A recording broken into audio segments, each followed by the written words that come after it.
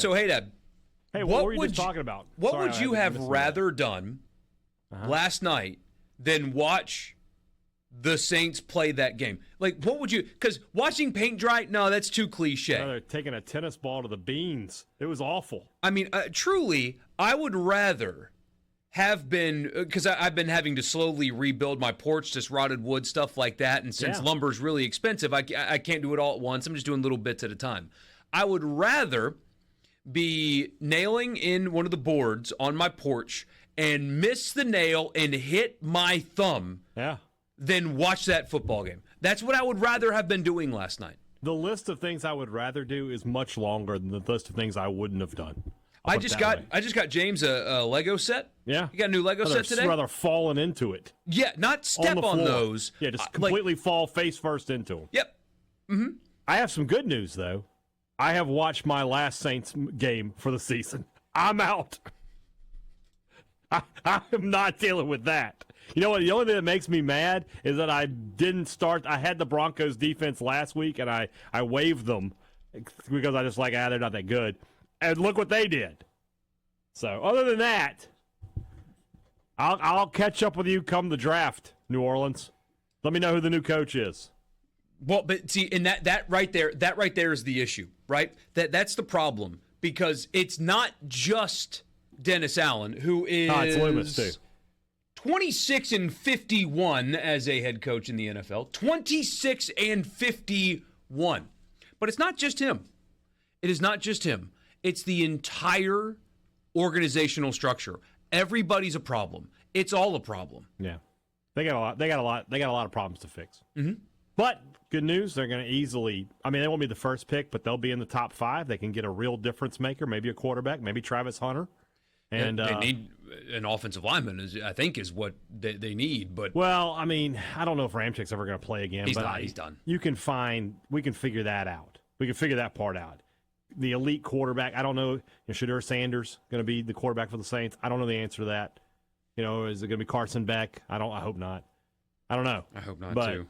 I don't know. But I don't want Loomis doing the draft. No, we got to move on. And that's the biggest issue for me. Although, I texted you about it, and I tweeted about it, I think 4 times. You did. Dennis Allen, who, by the way, blamed Clint Kubiak for this. In the NFL, assistants can't call timeouts. He said that Clint called it. That either the officials got something way wrong, and his offensive coordinator did something that he knows he's not allowed to do by the rules of the NFL. Well, he could have communicated it to the quarterback, right? Hey, call timeout. But it didn't come from the quarterback. Well, I'm just saying. I don't know. I'm just trying to help him out here. The Saints called a timeout last night to take a knee to end the half. They called a timeout. Sly Croom business there. Goodness gracious. To take a knee. In the fact that he threw his OC under the bus, who, again, cannot by rule call a timeout. The refs will only acknowledge the head coach or the quarterback on the field to call a timeout. Assistants cannot do it. It's insulting is what that is. That the head coach of the team, who was 26-51 as a head coach, called a timeout to kneel the clock out at the end of a half. That is insulting, but he's not the problem. The problem starts at the top. People overuse this term, but the gaslighting that he did after last season, Mickey Loomis, the GM, about ignore the results, and compared Dennis Allen to Hall of Fame head coaches who, after their first couple of years, had bad records. Just had a list of Hall of Fame coaches that also got off to rough starts. But here's the thing. Dennis Allen's first 2 years in New Orleans are not his first 2 years as a head coach in the NFL. So, textbook gaslighting is what that was. I wanted to have a nice day, but then you started with this topic. I have to. And that person has drafted poorly after poor draft after poor draft after poor draft. So they're drafting terribly. I know they have injuries on the offensive line, but the entire offensive line are players that they drafted. Those are their evaluations and their draft picks.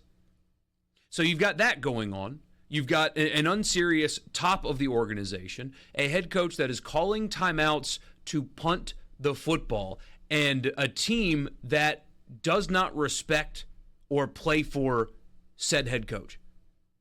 That's what happened. They quit. They didn't quit last night. They quit in the second half last week against Tampa. And you want to know how you know that? Tackling. Yeah. It is a defense that has talented players all over the field that have been dominant. It's the same personnel that has dominated. And now suddenly they are poor tacklers?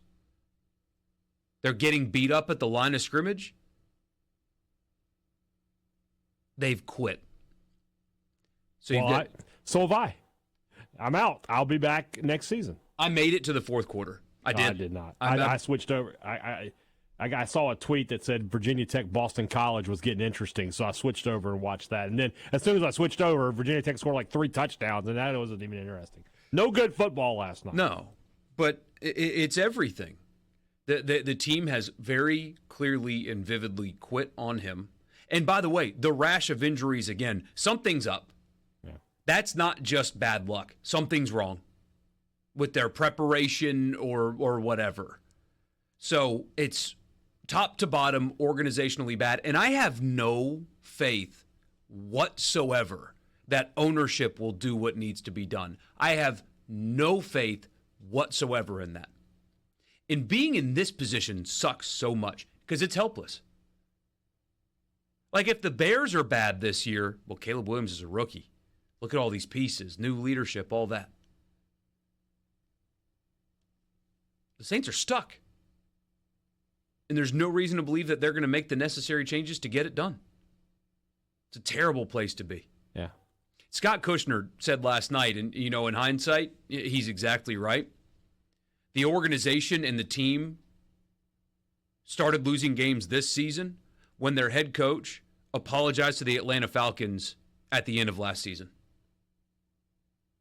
When you score late in the fourth quarter against your rival at the end of the season and their head coach is cussing you out on the 50, your team not only ignored your call, but then you apologize to your bitter rival after their coach yelled and cussed at you on the 50. That's when they should have fired him right there. Yep. But what football team is going to respect their coach that apologizes to their rival for scoring on them? Nobody. It's a bad, bad situation. I'm not a fire the coach guy very often because it's usually more complex than that. Like you had some very few State fans like, well, got to get rid of Lebby after Toledo. No, that doesn't make sense. Terminations need to happen almost across the board. I'm kind of surprised. It's the only way out. I'm kind of surprised it hasn't happened today, to be totally honest with you. Gail needs to, do what she did with the basketball team. But anyway, sports.